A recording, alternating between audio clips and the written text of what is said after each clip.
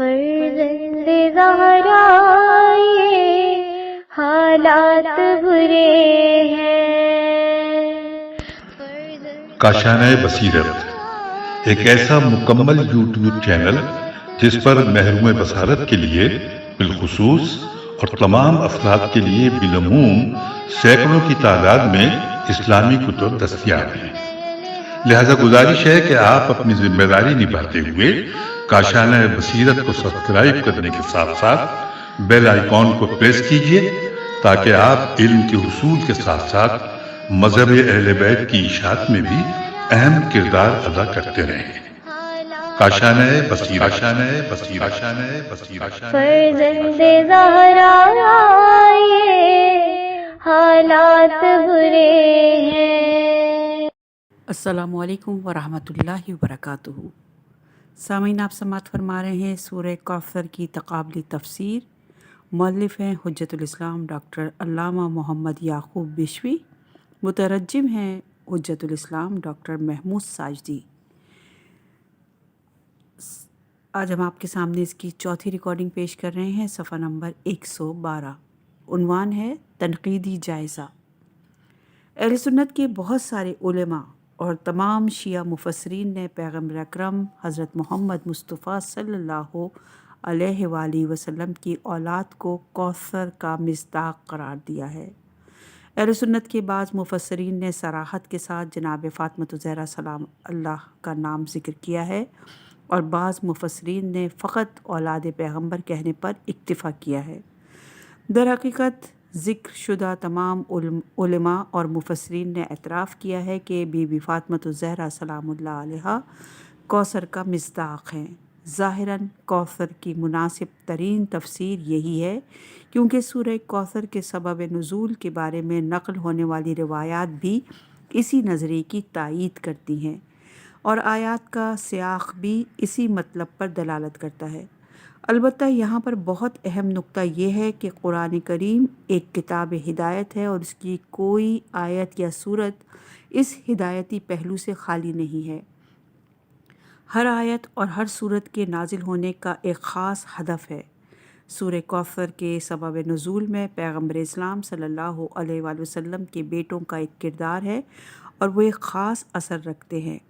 اب سوال یہ پیدا ہوگا کہ پیغمبر اسلام صلی اللہ علیہ وآلہ وسلم کے بیٹوں کی وفات کا امت کی ہدایت کے ساتھ کیا تعلق ہے؟ کیا سابقہ انبیاء علیہم السلام کے بیٹے وفات نہیں پاتے تھے؟ کیوں کر خداوند متعال نے اس وقت کسی آیت یا سورے کو نازل نہیں کیا تھا؟ اب کیا ضرورت پیش آئی کہ پیغمبر اکرم صلی اللہ علیہ وآلہ وسلم کے بیٹوں کی وفات پر ایک مکمل سورہ نازل ہوا؟ ہم جواب میں یہ کہیں گے کہ بیٹا بیٹا ہونے کے لحاظ سے اس مسئلے میں کوئی اثر نہیں رکھتا، لیکن کفار نے بیٹا نہ ہونے کے مسئلے کو سامنے لا کر پیغمبر اکرم صلی اللہ علیہ وآلہ وسلم کو تکلیف دینے اور حضرت صلی اللہ علیہ وآلہ وسلم کو نفسیاتی طور پر کمزور کرنے کے لیے ہتھیار بنا لیا تھا۔ حقیقت میں کفار خوش تھے کہ رسول اللہ صلی اللہ علیہ وآلہ وسلم کی رحلت کے بعد دین ختم ہو جائے گا، کیونکہ پیغمبر اکرم صلی اللہ علیہ وآلہ وسلم کی کوئی اولاد مذکور نہیں جو ان کے بعد دین کی پاسداری کرے اور ان کے ہدف اور مقصد کو بجا لا سکے۔ خداوند متعال نے بھی اس کے جواب میں یہ نہیں فرمایا کہ ہم نے تمہیں بیٹا دیا، کیونکہ اب بیٹے کی ضرورت نہیں تھی، بلکہ خداوند متعال نے فرمایا ہم نے آپ صلی اللہ علیہ وآلہ وسلم کو کوثر عطا کی تاکہ قیامت تک دین خدا کی ضامن اور پاسدار ہو، لہٰذا ایک ایسی باعظمت بیٹی عطا کی، اور اس بیٹی کے احترام میں خداوند متعال نے تکثیر نسل کے قانون کو ہی تبدیل کر دیا، اور حضرت صلی اللہ علیہ وآلہ وسلم کی نسل کو بیٹے کے بجائے بیٹی سے قرار دیا۔ لہٰذا ان تمام حقائق کی روشنی میں ہم یہ کہہ سکتے ہیں کہ فقط بی بی فاطمہ الزہرا سلام اللہ علیہا اور ان کے بعد ان کی اولاد سے 11 معصوم امام کوثر کے حقیقی مصداق ہیں۔ بعض نے اس موضوع کو وسعت دی اور بطور مطلق اولاد پیغمبر صلی اللہ علیہ وآلہ وسلم کو کوثر کا مصداق قرار دیا ہے۔ ظاہراً یہ بات نقل اور عقل کے لحاظ سے درست نہیں ہے۔ پوری تاریخ میں بہت سارے سادات خلاف شریعت امور کے مرتکب ہوتے ہیں۔ آج کل کے دور میں حتیٰ کہ داعشی اتنے وحشیانہ اقدامات کے باوجود اپنے آپ کو سید کہتے ہیں۔ آیا ممکن ہے کہ بشریت پر اتنے مظالم کے باوجود وہ اپنے آپ کو کوثر کا مصداق قرار دیں اور وہ کوثر کے مصداق قرار پائیں؟ خداوند متعال نے حضرت نوح علیہ السلام کے بیٹے کا واقعہ کہانی کے عنوان سے ذکر نہیں کیا ہے، بلکہ ایسے موارد کی خاطر ذکر کیا ہے کہ خداوند متعال نے جناب حضرت نوح علیہ السلام اور اس کے بیٹے کا قصہ اس طرح نقل کیا ہے۔ اور نوح نے اپنے رب کو پکار کر عرض کی، اے میرے رب، میرا بیٹا میرے گھر والوں میں سے ہے اور یقیناً تیرا وعدہ سچا ہے اور تو سب سے بہتر فیصلہ کرنے والا ہے۔ فرمایا، اے نوح، بے شک یہ آپ کے گھر والوں میں سے نہیں ہے، یہ غیر صالح عمل ہے، لہٰذا جس چیز کا آپ کو علم نہیں اس کی مجھ سے درخواست نہ کریں۔ میں آپ کو نصیحت کرتا ہوں کہ مبادہ نادانوں میں سے نہ ہو جائیں۔ سورہ ہود کی آیت نمبر 45 اور 46 کا ترجمہ پیش کیا۔ جناب نوح علیہ السلام کا بیٹا ایمان نہ ہونے کی وجہ سے دین خدا اور آل نوح سے خارج ہو گیا۔ اب اس کا جناب نوح علیہ السلام کے ساتھ کوئی تعلق نہیں ہے، اور خداوند متعال نے بھی آیت میں اس کے بیٹا ہونے کی نفی نہیں کی بلکہ اہلیت کی نفی کی ہے، یعنی جناب نوح کا بیٹا خونی انتصاب کے باوجود مانوی انتصاب نہیں رکھتا۔ خونی انتصاب تو موجود ہے لیکن ایمانی انتصاب ختم ہو گیا ہے۔ انسان خونی انتصاب کے ساتھ نجات نہیں پاتا، بلکہ یہ ایمانی انتصاب ہے جو انسان کو نجات دلاتا ہے اور سعادت تک پہنچاتا ہے، جیسا کہ معصومین علیہ السلام رسول خدا صلی اللہ علیہ وآلہ وسلم کے ساتھ ایمانی اور دونوں قسم کے پیوند رکھتے ہیں۔ اسی طرح اگر لوگوں کو بھی حضرت کے ساتھ ایمانی ارتباط ہونا چاہیے، جس قدر رسول اللہ صلی اللہ علیہ وآلہ وسلم کے ساتھ یہ ایمانی ارتباط قوی اور مضبوط ہوگا، اتنا ہی حضرت صلی اللہ علیہ وآلہ وسلم کا قرب اور عنایت زیادہ ہوگی۔ اولیاء الہی کے ساتھ یہی ایمانی پیوند تھی جس کی وجہ سے جناب زہرا سلام اللہ علیہ کی خادمہ جناب فضہ کو وہ مقام ملا جو کسی دوسری خاتون کو نہیں ملا، اور اللہ تعالیٰ نے ان کو اہل بیت علیہ السلام کے ساتھ سورہ دہر میں شامل کیا اور جناب فضہ کو ابرار کی سرداری دی۔ یہی ایمانی پیوند سبب بنی کہ جناب سلمان فارسی کو منا اہل بیت کا مصداق بنایا اور سلمان فارسی کے بجائے سلمان محمدی ہو گیا۔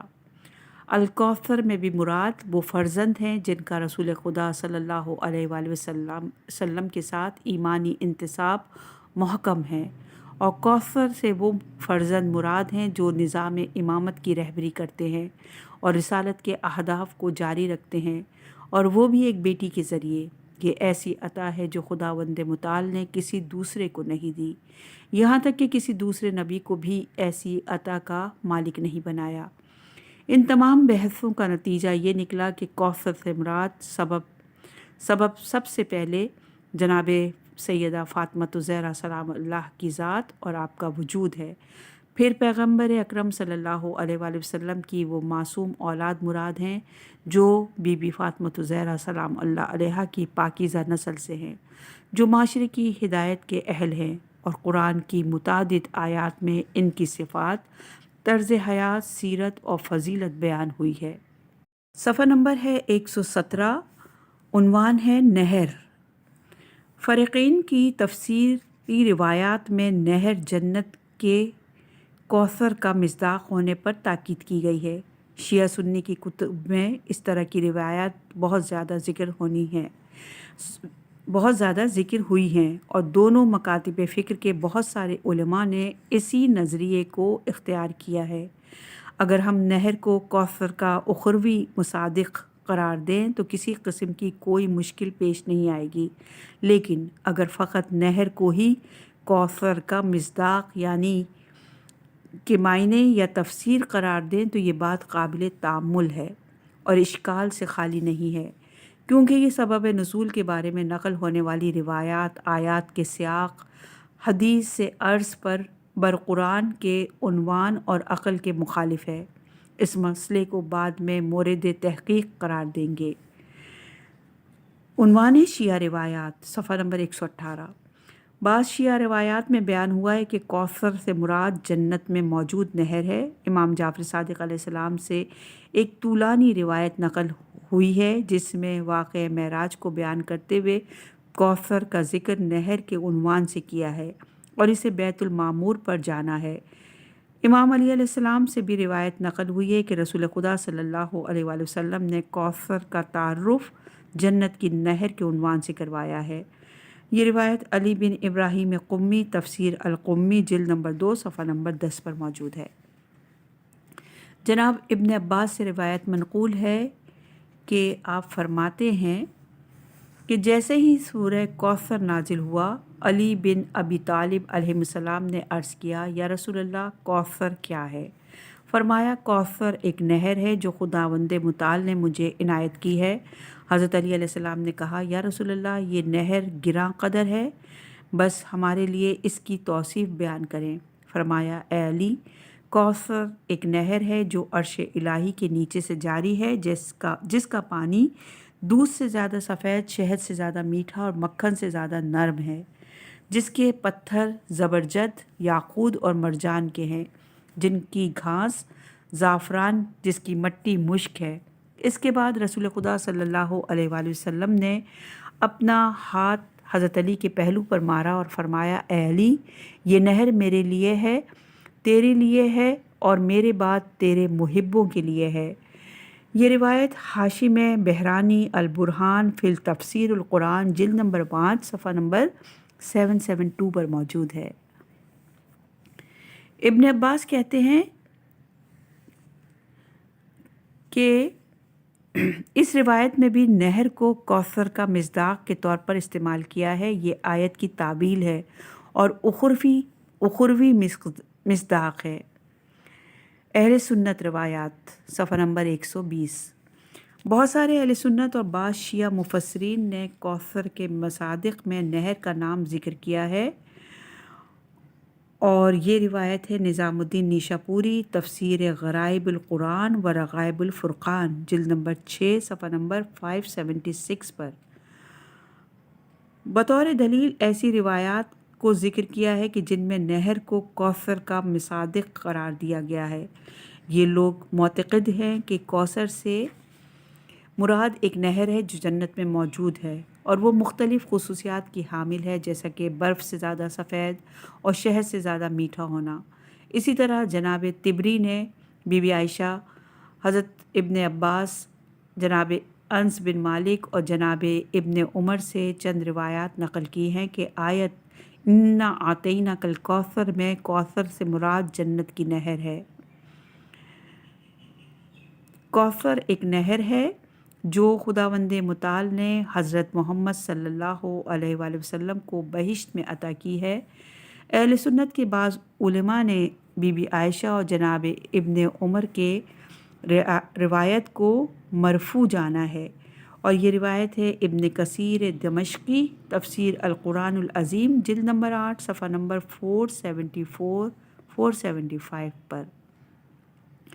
کوثر کے بارے میں اہل سنت کی معتبر ترین روایات جن کو بہت سارے علماء نے نقل کیا ہے وہ صحیح بخاری کی روایت ہے۔ جناب بخاری اس طرح نقل کرتے ہیں کہ حدیث کہتے ہیں کہ کوثر وہ خیر ہے کہ جس سے اللہ تعالیٰ نے پیغمبر کو عطا کیا ہے۔ ابو بشر کہتے ہیں، میں نے سعد بن جبیر سے کہا، لوگ یہ گمان کرتے ہیں کہ کوثر جنت میں ایک نہر ہے۔ سعید نے جواب دیا، جنت میں جو نہر ہے وہ بھی اسی خیر میں سے ہے جسے اللہ تعالیٰ نے انہیں عطا کیا ہے۔ جناب بخاری نے اسی حدیث کی مانند باب حوض میں ایک اور حدیث بھی نقل کی ہے، اور یہ بخاری کی جلد نمبر 5 صفحہ نمبر 2405 پر ہے۔ جناب بخاری نے بہت ساری روایات میں کوثر کو جنت میں نہر کے عنوان سے بیان کیا ہے اور اس نہر کے مختلف اوصاف بیان کیے ہیں، اور یہ روایت ہیں محمد بن جریر طبری جامع البیان فی تفسیر القرآن جلد نمبر 30 صفحہ نمبر 207، جلال الدین سیوطی دار المنصور فی تفسیر الماثور جلد نمبر 6 صفحہ نمبر 402 پر۔ صفحہ نمبر ہے 122 تنقیدی جائزہ۔ نہر جنت کے بارے میں شیعہ روایات کو سند کے لحاظ سے 3 قسموں میں تقسیم کیا جا سکتا ہے۔ پہلی قسم ایسی روایت جن کی سند صحیح ہے، دوسری قسم ایسی روایت جو سند کے لحاظ سے مرسل ہیں، تیسری قسم ایسی روایت جو سند کے لحاظ سے ضعیف ہے۔ بعض روایت میں سورہ کوثر پر توجہ کیے بغیر کوثر کے بارے میں بات کی گئی ہے۔ اس قسم کی روایات کا سورہ کوثر اور اس کے مصادق کے ساتھ کوئی تعلق نہیں ہے۔ بعض دوسری روایات سورہ کوثر کے ذیل میں کوثر کے مصادق کے عنوان سے بیان ہوئی ہیں، جیسے جناب بہرانی نے اپنی تفسیر میں یہ روایت نقل کی ہے۔ آپ کہتے ہیں جیسے ہی سورہ کوثر نازل ہوئی، علی ابن ابی طالب علیہ السلام نے عرض کیا، یا رسول اللہ کوثر کیا ہے؟ فرمایا کوثر ایک نہر ہے جو خداوند متعال نے مجھے عنایت کی ہے۔ حضرت علی علیہ السلام نے عرض کیا، یا رسول اللہ یہ نہر گراں قدر ہے، بس ہمارے لیے اس کی توصیف بیان کریں۔ فرمایا اے علی، کوثر ایک ایسی نہر ہے جو عرش الہی کے نیچے سے جاری ہے، جس کا پانی دودھ سے زیادہ سفید ہے، شہد سے زیادہ میٹھا ہے اور مکھن سے زیادہ نرم ہے، جس کے پتھر زبرجد، یاقوت اور مرجان کے ہیں، جس کی گھاس زعفران، جس کی مٹی مشک ہے۔ اس کے بعد رسول خدا صلی اللہ علیہ وآلہ وسلم نے اپنا ہاتھ علی علیہ السلام کے پہلو پر مارا اور فرمایا، اے علی، یہ نہر میرے لیے ہے، تیرے لیے ہے اور میرے بعد تیرے محبوں کے لیے ہے۔ یہ روایت حاشی میں بہرانی البرہان فی التفسیر القرآن جلد نمبر 5 صفحہ نمبر 772 پر ہے۔ اس حدیث کے تمام راوی ثقہ اور مورد اعتماد ہیں اور رجالی کتب میں اس کی مدح کی گئی ہے، لیکن سوال یہ ہے کہ اس حدیث کا اصلی راوی جناب ابن عباس ہے، جو سورہ کوثر کے نزول کے وقت دنیا میں پیدا ہی نہیں ہوا تھا، پس یہ کیسے اس نے سورہ کا سبب نزول بیان کیا؟ سورہ کوثر بعثت کے آغاز میں نازل ہوئی ہے۔ یہاں پر 2 صورتوں میں سے ایک صورت کا ثابت ہونا ضروری ہے، اور وہ یہ ہے کہ یہ ثابت ہو کہ جناب ابن عباس نے اس روایت کو کسی ایسے شخص سے نقل کیا ہے جس سورہ کے نزول کے وقت موجود تھا۔ ہمارے پاس اس ادعا کے ثبوت پر کوئی دلیل موجود نہیں ہے۔ اس بنا پر راوی کے ثقہ اور مورد اعتماد ہونے کے باوجود بھی جناب ابن عباس سے منسوب حدیث ثابت نہیں ہے، لہٰذا اس حدیث کو صحیح حدیث نہیں کہا جا سکتا، بلکہ یہ ایک مرسل روایت ہے۔ ایک اور روایت جناب ابن عباس سے نقل ہوئی ہے، وہ کہتے ہیں، یہ جناب ابن عباس سے منسوب ہے کہ اس روایت میں ممبر کا بیان ہوا ہے، جبکہ سورہ کوثر مکی ہے اور مکہ میں کوئی ممبر نہیں تھا، اس لیے یہ روایت بھی قابل اعتماد اور قابل استدلال نہیں ہے۔ نہر کوثر کے بارے میں نقل ہونے والی زیادہ تر روایات جناب ابن عباس سے مروی ہیں اور تمام میں یہی مشکل دیکھنے کو ملتی ہے۔ البتہ اگر سورہ کوثر کے 2 سبب نزول کو قبول کریں کہ ایک مرتبہ مکے میں نازل ہوا اور دوسری مرتبہ مدینے میں، تو اس صورت میں جناب ابن عباس کی تمام روایت صحیح اور قابل اعتماد ہیں۔ جناب حسن بصری، جناب اکرمہ اور جناب قتادہ سورہ کوثر کو مکی کے بجائے مدنی جانتے ہیں، لیکن مشہور قول وہی ہے کہ سورہ کوثر مکی ہے، اور یہ روایات ہیں البحر المحیط فی التفسیر جلد نمبر 10 صفحہ نمبر 555 پر۔ بعض نے سورہ کوثر کے مدنی ہونے کے بارے میں منقول قول کو جناب مجاہد سے نسبت دی ہے، اور یہ روایت ہے الجامع احکام القرآن جلد نمبر 21 صفحہ نمبر 216 پر۔ بعض شیعہ روایات میں نہر کوثر کو جنت کے بجائے آسمانوں میں بیت المعمور پر بیان کیا گیا ہے۔ اس روایت میں نہر کوثر کا وجود بیت المعمور میں بیان ہوا ہے کہ اس سے غسل کرنے کے بعد پیغمبر خدا صلی اللہ علیہ وآلہ وسلم جنت میں داخل ہوئے۔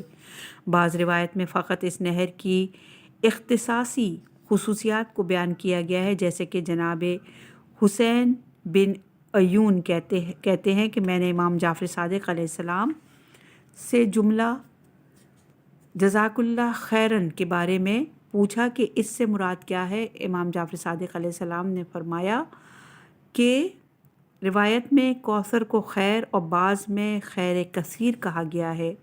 قوی احتمال یہ ہے کہ یہ معنی اسی روایت سے مربوط ہوں، کیونکہ چشمہ خیر کوثر سے نکلتا ہے، اور ان روایات میں طول تاریخ میں تبدیلیاں رونما ہوئی ہیں، اور ممکن ہے یہ روایات نقل با معنی ہوئی ہو اور خیر سے مراد وہی کوثر ہو۔ اور یہ روایت موجود ہے شیخ صدوق مانی الاخبار صفحہ نمبر 182، ملا محسن فیاض کاشانی تفسیر الصافی جلد نمبر 5 صفحہ نمبر 116 پر۔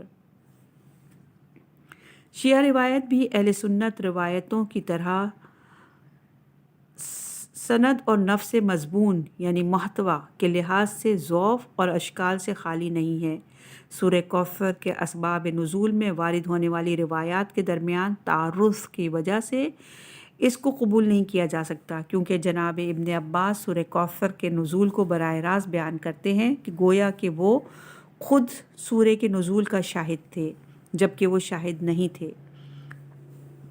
رسول خدا صلی اللہ علیہ وآلہ وسلم کی مکی زندگی میں جناب ابن عباس اصلاً موجود ہی نہیں تھے، پس کس طرح وہ اس سورہ کے نزول کا شاہد ہو سکتے ہیں اور سورہ کے نزول ہونے کے بعد رونما ہونے والے حوادث کو براہ راست بیان کر سکتے ہیں؟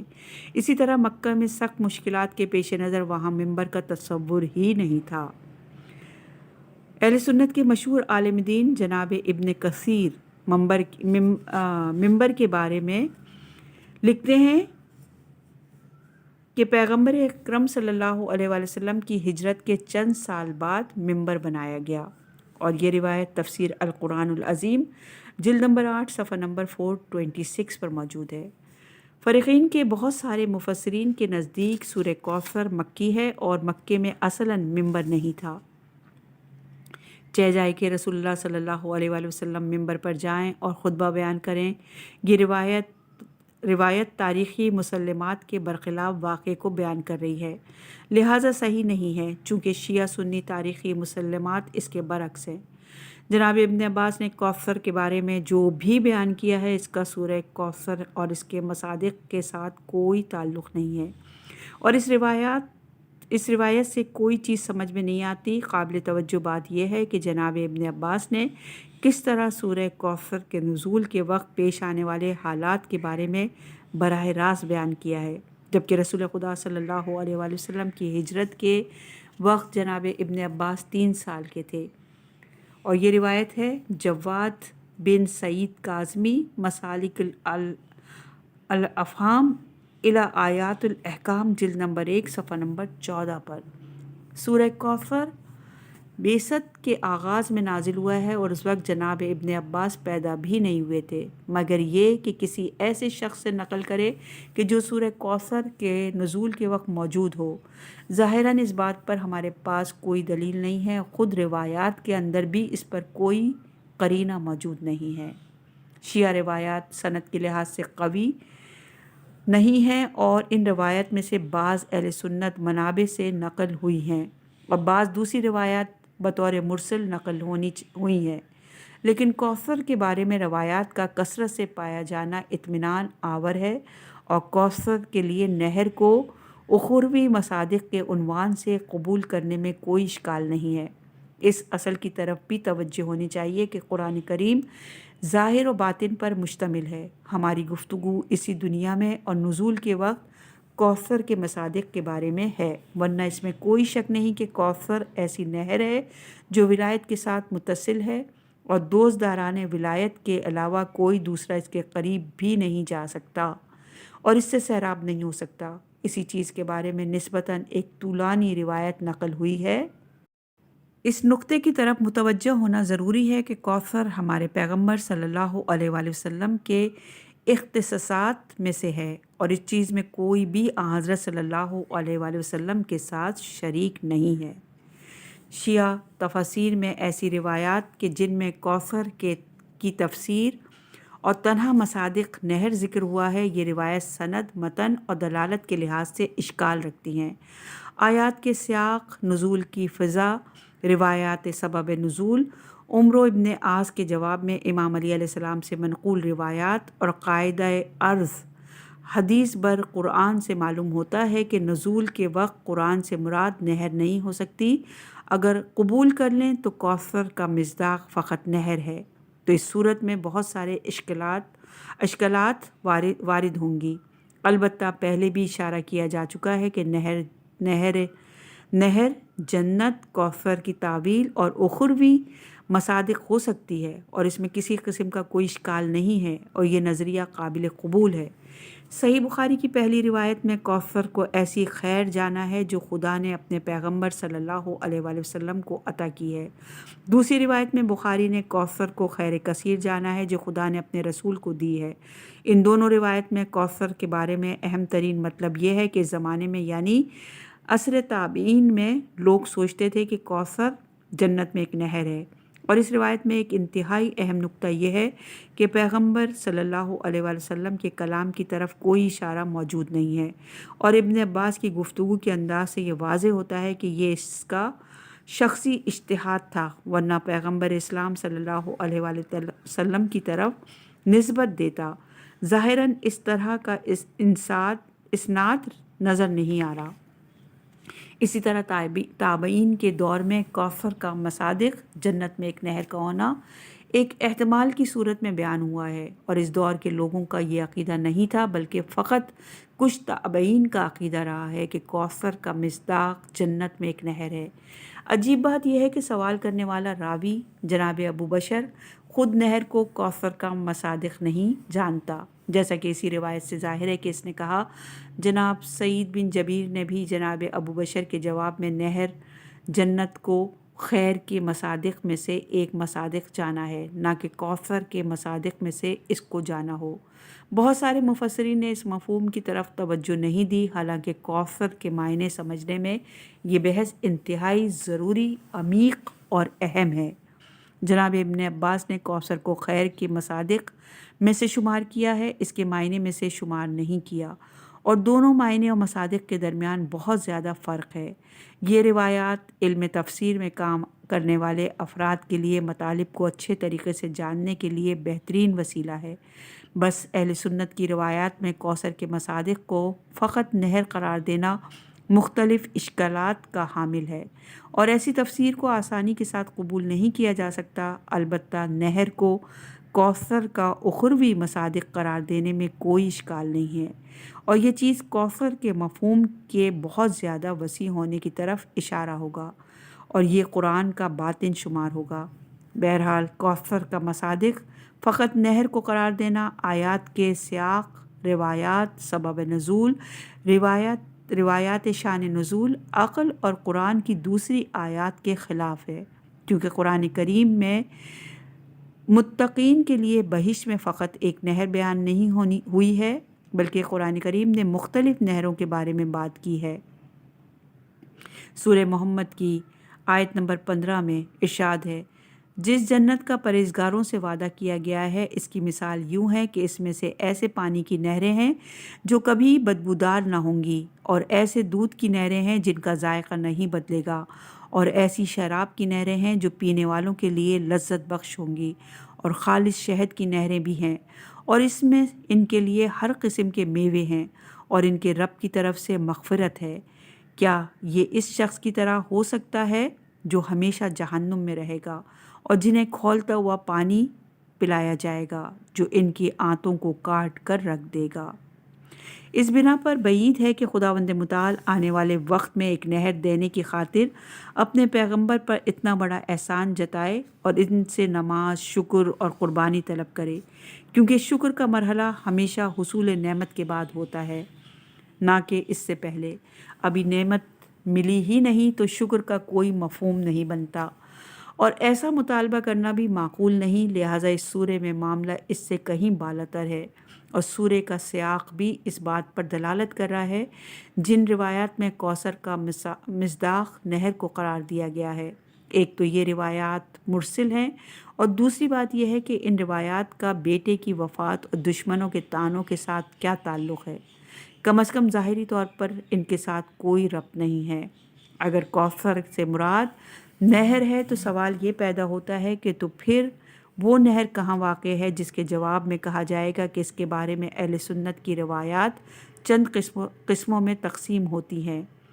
بعض روایات کے مطابق یہ نہر دنیاوی آسمان پر اور نیل و فرات کے نزدیک واقع ہے۔ بعض روایت کے مطابق یہ نہر 7ویں آسمان پر ہے، اور یہ روایت ہے سیوطی جلال الدین دار المنصور فی التفسیر الماثور جلد نمبر 4 صفحہ نمبر 138 پر۔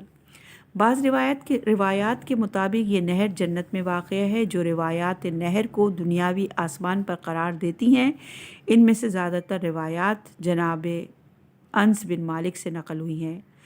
جناب بخاری نے جناب انس بن مالک سے روایات نقل کی ہے۔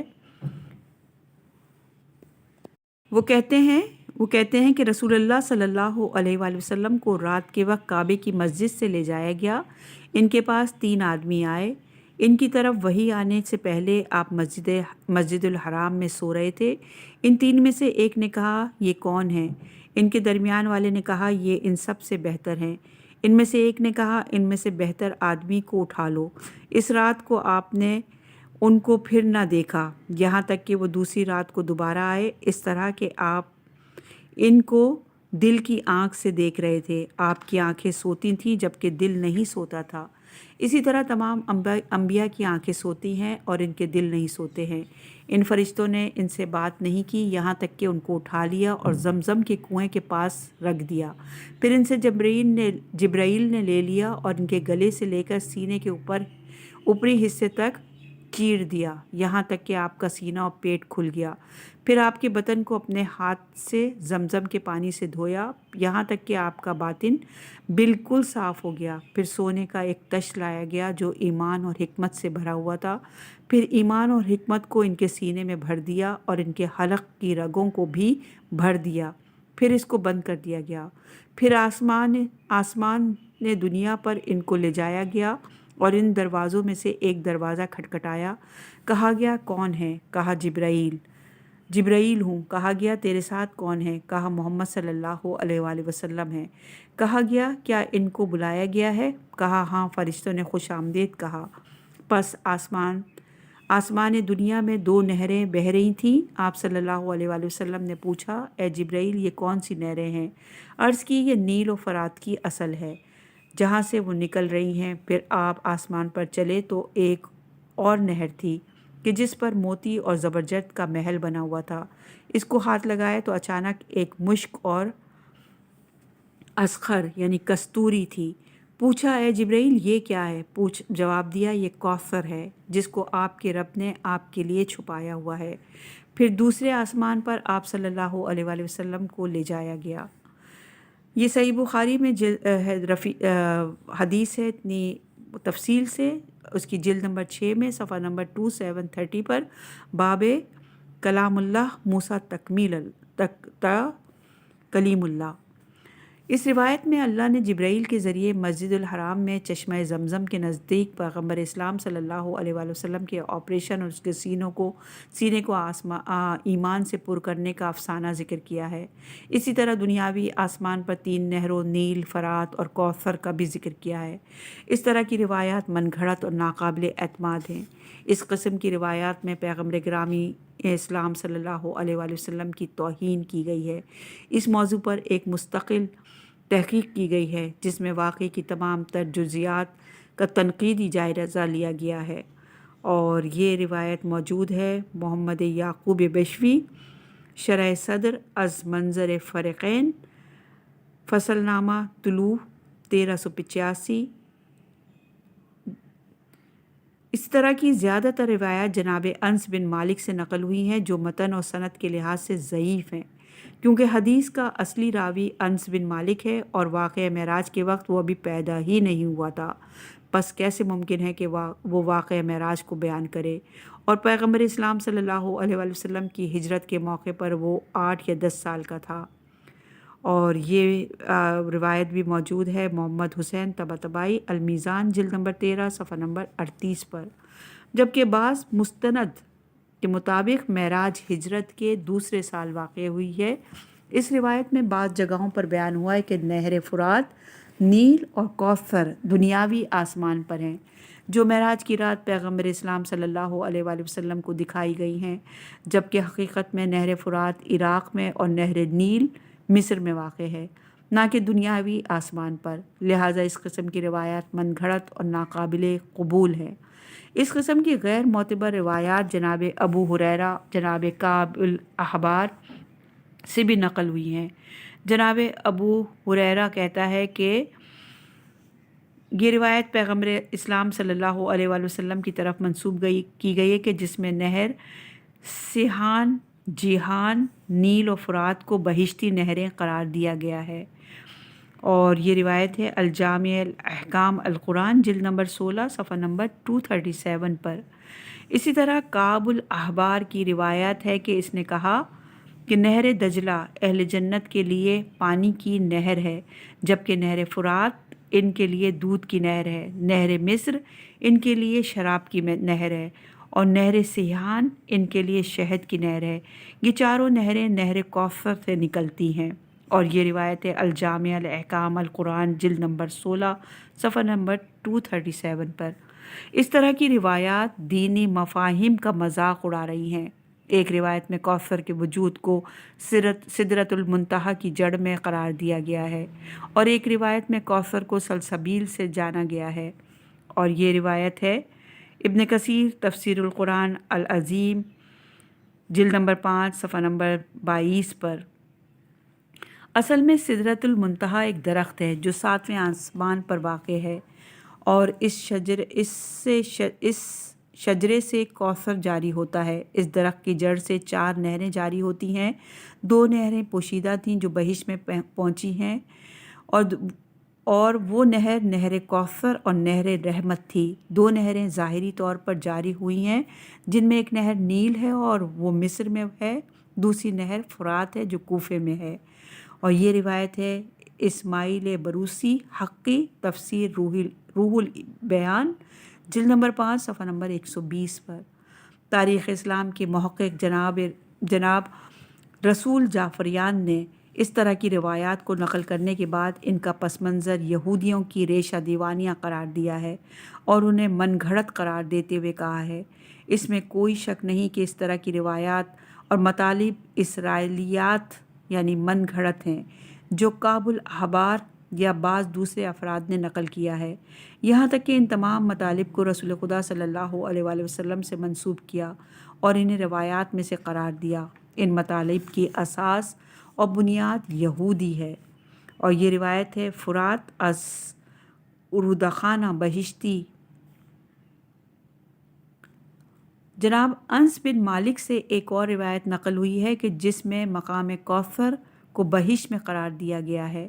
جناب سیوطی نے، جناب طیالاسی، جناب ابن ابی شبی، جناب احمد، جناب بخاری، جناب مسلم، جناب ترمذی، جناب نسائی اور جناب ابن ماجہ سے نقل کیا ہے کہ جناب انس نے کہا کہ اگر مجموعی طور پر ان روایات کو دیکھا جائے تو ان میں شدید قسم کا تعرض پایا جاتا ہے جو قابل جمع نہیں ہے، اور یہ چیز نہ فقط پڑھنے والے کے اعتماد کو ختم کرتی ہے بلکہ دین کی توہین کا سبب بھی ہے۔ اس قسم کی روایات سند، متن اور دلالت کے لحاظ سے قابل قبول نہیں ہیں، اور یہ روایت ہے الدار المنصور فی تفسیر الماسور جلد نمبر 6 صفحہ نمبر 402 پر۔ ظاہراً اسباب نزول کے بارے میں نقل ہونے والی روایات میں جو ایک اہم نقطہ موجود ہے وہ اس بات پر دلالت کرتا ہے کہ یہ سبب نزول براہ راست اس واقعے سے مربوط ہے کہ سورہ کوثر کے بارے میں بیان ہونے والے ہر 2 سبب نزول میں چاہے ابتر کے طعنے ہوں یا بنو امیہ کو خواب میں دیکھنا ہو، ایک نقطہ مشترک ہے، اور وہ یہ ہے کہ ہر 2 گروہ اصل اسلام پیغمبر اسلام صلی اللہ علیہ وآلہ وسلم کی رسالت اور ان کے آئین کے باقی رہنے کے دشمن تھے، اور خدا نے اپنے پیغمبر صلی اللہ علیہ وآلہ وسلم کو کہا کہ تو پریشان نہ ہو، میں آنے والے وقت میں تجھے نہر دوں گا۔ اس طرح کا مصادق یا اسباب نزول سے غیر مربوط مسائل کسی بھی سبب نزول میں سابقہ نہیں رکھتا۔ سبب نزول کے متعلق یہ بات انتہائی اہم ہے کہ نازل ہونے والی آیت یا سورت واقع ہونے والے حادثے کے ساتھ مربوط ہو اور اس کا جواب یا راہ حل پیش کرتا ہو، اور اگر اس آیت یا صورت میں پیش آنے والے حادثے کی طرف اشارہ نہ پایا جائے تو نزول کی علت اور اس کا سبب ختم ہو جائے گا۔ اس صورت میں سوال ہوگا کہ آیت یا صورت کے نزول کا اس کے سبب نزول کے ساتھ کیا ربط ہے؟ آیا قرآن مجید کے دوسرے کسی اور اسباب نزول میں اس طرح کی مصادق ہیں؟ اہل سنت کے بعض دوسرے علماء اور مفسرین نے نہر جنت کو کوثر کے مصداق کے بجائے معنی کے عنوان سے ذکر کیا ہے، اور یہ روایت موجود ہے محمد طاہر القادری معرف الکوثر صفحہ نمبر 15 پر۔ یہ نظریہ بھی قابل تأمل ہے کہ اور اس کو قبول کرنا ممکن نہیں ہے۔ یہ ممکن ہے کہ روایات کے صحیح ہونے کی صورت میں نہر کوثر کے مصادق میں سے اخروی مصادق اور اس کی تعویل ہو، لیکن نہر کوثر کے معنی تفسیر اور دنیاوی مصادق نہیں ہے۔ بعض مفسرین نے معنی اور مصادق کو مخلوط کر دیا ہے اور اس بات نے مسئلے کو اور پیچیدہ کر دیا ہے۔ جن روایات میں کوثر کا مصادق نہر کو قرار دیا گیا ہے، ان میں بھی عبارتوں کے مخلوط ہونے کا امکان پایا جاتا ہے، جیسا کہ امام حسن علیہ السلام سے روایت نقل ہوئی ہے کہ جس میں کوثر کی تفسیر نہر سے کی گئی ہے۔ در حقیقت یہ امام حسن علیہ السلام کا کلام نہیں ہے بلکہ کسی دوسرے راوی کا کلام ہے۔ اس قسم کی روایات میں بھی وہی عبارتوں کے مخلوط ہونے کا امکان پایا جاتا ہے۔ ایک روایت میں پیغمبر اسلام صلی اللہ علیہ وآلہ وسلم سے اس طرح نقل ہوا کہ جو بھی سورہ کوثر کی تلاوت کرے گا خدا اسے جنت کی نہروں سے سیراب کرے گا۔ روایت میں جملہ نہر فی الجنت اس طرح بیان ہوا ہے کہ گویا یہ جملہ امام حسن مجتبی علیہ السلام نے فرمایا ہے، جبکہ حقیقت یہ ہے کہ یہ جملہ امام حسن علیہ السلام نے نہیں فرمایا بلکہ یہ ایک تفسیری جملہ ہے جو کسی دوسرے شخص کی طرف سے بیان ہوا ہے۔ یہ عبارت بھی حدیث نہیں ہے لیکن یہ عبارت اصل روایت کے ساتھ مخلوط ہو گئی ہے۔ پڑھنے والا سمجھتا ہے کہ یہ حدیث کا حصہ ہے۔ بعض روایت میں کلمہ یعنی لانے سے اہل مطالعہ کے لیے اس اشتباہ کو ختم کیا جا سکتا ہے۔ معلوم ہے کہ یہ جملہ بعد میں راوی یا مؤلفین کی طرف سے اضافہ ہوا ہے، اور یہ روایت جو ہے اسماعیل بن کثیر دمشقی تفسیر القرآن العظیم جلد نمبر 8 صفحہ نمبر 425 پر موجود ہے۔